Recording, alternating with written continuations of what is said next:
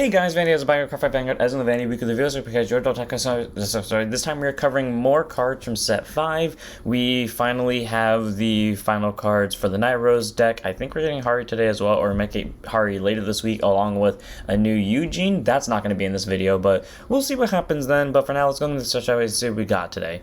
First up, we have Water Wall and RJ, grade 1 boost, 5k shield, 8k base, continues rear guard to guard circle. If your Vanguards are grade 3 or greater Marlene, she gets intercept at 5k shield and she can intercept from the back row.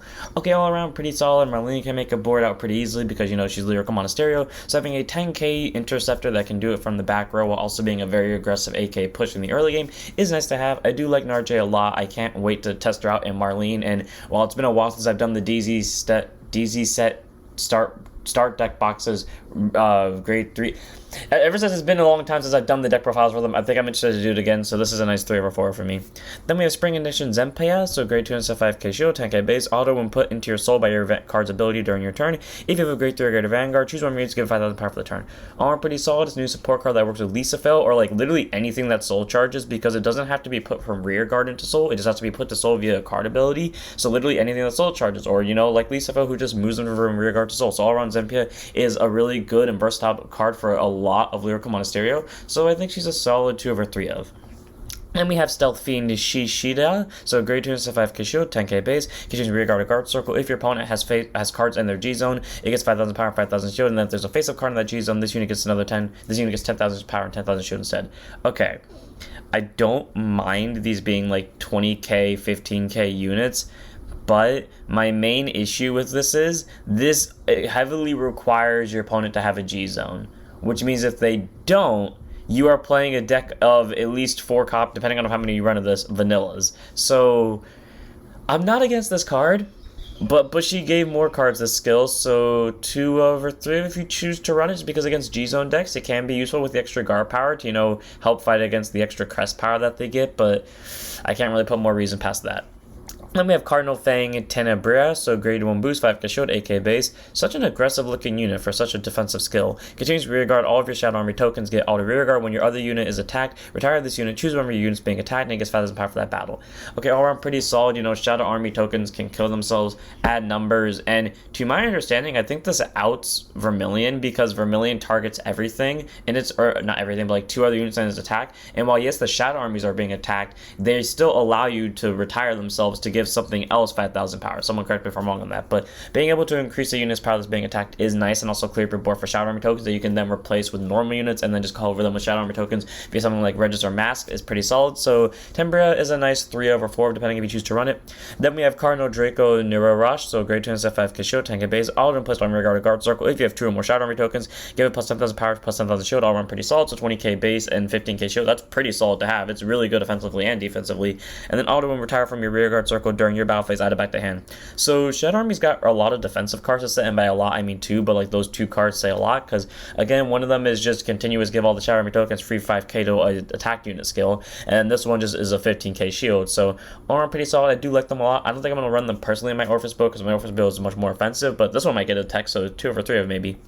Then we have our Night Rose cards. First up, we have Marauding Shade, so obviously we got to give 4 points to the moon right here, so it's always a 4 regardless. So grade 2 and 5k shield, 10k base, auto hollows, so, you know, when you place it on rear guard circle, it doesn't matter how, it could be Superior Call or Normal Call, you can choose to hollow it, and if you do at the end of that turn, it dies. And then auto rear guard when this unit becomes hollowed. If you have a Vampire Princess of Night Rose crest, he gets 5,000 power for that turn, and if you have 10 or more cards in your drop zone, he gets 10,000 instead. So guaranteed free 5k just for having the crest, so it's a 15k base, but if you happen to have 10 or more cards in drop zone, it's a 20k base, and this is Grand Blue Stoicheia, so like the 2 decks that are the easiest to get 10 or more cards and drop them before you hit grade 3 in. There you go. I mean, though, to be fair though, this works on grade 2 turns, so take that as you will. And then auto placed on guard circle. If your Vanguard is, or not if your Vanguard, if you have the crest for Night Rose, this unit gets 5,000 shield for the turn. Again, doesn't matter what grade your Vanguard's at, it's just a free 10k shield as long as you have that crest. But if you have 10 or more cards in drop zone, it gets 10,000 shield instead. All pretty solid, because once you hit those 10 or more cards threshold, it's a 2015, which is pretty solid to have. Basically a better version of this, which we all know this deck is going to get at some point, because 2 nations got this last week. So yeah, pretty good card all around for anything that has the Night Rose crest, and it's just nice to have, so I would recommend a 4 for Night Rose. Then we have his Mist Phantasm Pirate King Night Rose. Grade 4, triple drive, 15k base plus, so AK, you stride and then you add the number from the heart to this unit. Also really nice. I don't know if there's a sun or a moon in the background. Either way, it's a cool radiance. Anyways, one skill, Auto Vanguard, Generation Break 2, when this unit attacks into anything, oh yeah, by the way, you have to stride it using a Night Rose grade 3 FYI, so you can't use like Night Storm or Tommy to use it. You have to specifically use a Night Rose card. Anyways, CB1, retire 2 cards, choose up to 2 grade 2 or greater cards with different card names from your drop zone, call them to rear guard circles, and if you have 10 or more cards in your drop zone at the end of battle, this unit gets +1 crit, and if you have 15 or more to end of turn, all your cards called by this effect get 10,000 power. All around pretty solid because you just get to superior call 2 units, granted that to be different names, so you can't play like 2 Night Storms, or you can't play 2 Marauding Shades, but on the bright side, if you have both Marauding Shade and Night Storm in your drop zone, you just call them both and you technically bypass that. But being able to get 2 good attackers out from this skill is great, and not to mention the fact that if you have simply 10 or more cards, again, very easy to hit in this deck, she gets an extra crit, and then if you have 15 or more, a little bit harder to hit, but if you have it, both units called by that effect get plus 10,000 power, since you can only use it on GB2, that means you're going to have at least plus 10k to front row thanks to your crest, meaning this will be swinging without boosters, 38k double crit, and your rear guards, if you do what I said and just call these 2, Marauding Shade will be a 30k with that effect, and then Night Storm would be a 33k plus the crest, 43 and 40k respectively without triggers or boosters, which is all honestly pretty solid. So Night Rose, pretty powerful grade 4, gets you 5 attacks in total, all for 1 CB, not to mention the fact it gets you good critical and power benefit out of it as well, so obvious 4 of, and once you get past the first drive where you have to use Obadiah, you're going to be spamming Night Rose 24/7. Then we have Desire Devil Aquin, so grade 2 and set 5k shield, 10k base, auto and push on rear guard circle. If you have Vanguard that you agreed on, or Desire Devil in the card name, CB1, check top 5, to up to 1 unit card Desire Devil in this card name from among them, reveal player to hand shuffle deck. All around pretty solid, literally search to the top 5 for any Desire Devil, which is nice. When I first read that, I thought for a second, or Desire Devil, that means we're going to get a Desire Devil grade 3. Then I realized, right, every ride line card up until agreed on has Desire Devil in the card name, so never mind. But being able to check top 5 for anything is nice. And then Auto, Act, Soul, if you have a grade 3 or greater Vanguard agreed on the card name, Soul boss 1, bind this card, opponent's rear guard, put it to soul, put it into your opponent's soul. Okay, I don't know why that was necessary for them to specify, but okay. Either way though, being able to send something into soul is nice. Sadly it does get rid of itself, so if you're trying to sit on OG greed on and trying to get more numbers from the 10 or more cards in soul thing, you might be able to hit it a little bit more consistently, or you might not be able to hit it more consistently since you are losing soul cards. But being able to essentially get rid of an opponent's rear guard is great, and again, being able to top 5 search for any Desire Devil is solid as well. So 3 over 4 by Queen. The only downside is it kind of eats into the CB and soul a little bit, but hey, it is what it is. Let me have Desire Devil in Pook, grade 1 boost, 5k shield, AK base, act soul. If your Vanguards are grade 3 or greater grade on, bind this card energy charge 1, and then choose one of your Vanguards, get 5 this power for the turn. Okay, cool. Get your energy back up and give the Vanguard an extra 5k, and since your Vanguard's gonna, regardless of what grade on you're on, is gonna be resetting at least once that turn. It's pretty solid to have. I'm not gonna say it's amazing, especially because while yes, the grade on did get some really good energy users in I think set 2, it's not necessary in my opinion, but if you want to run this, you can run it as a 2 over 3 of. Then we have Decoupling Bow Shocker, grade 3 to 10% 13k base, auto soul, or auto rear guard. When an opponent's rear guard is bound, if an opponent's card is bound by your card effect, put this unit to soul, draw a card. What cards in Brandgate bind? I actually don't remember what cards in Brandgate bind specifically from your opponent's side outside of the one Ava set order, the one that's soul boss 1, draw 1, ditch 1, and then if you have 3 or more researches, you bind an opponent's rear guard. But either way though, Bow Shocker works well, especially once I remember what more cards bind in Brandgate, and if there are none currently, well then when they eventually print more of that. So Bow Shocker, not amazing in my opinion, but hey, it does go to soul and draw cards, so it's a 2 over 3 of. Then we have Emissary of Crimson Blade Zemin Balmer, so grade 2 and 5k shield, 10k base, and sadly it's just the Brandgate version of this guy, meaning if your opponent has G-Zone cards, it gets 5,000 power, 5k shield, and if they have a facial card in G-Zone, plus 10,000 power, plus 10k shield instead. But if they don't have a G-Zone at all, this thing becomes straight up vanilla.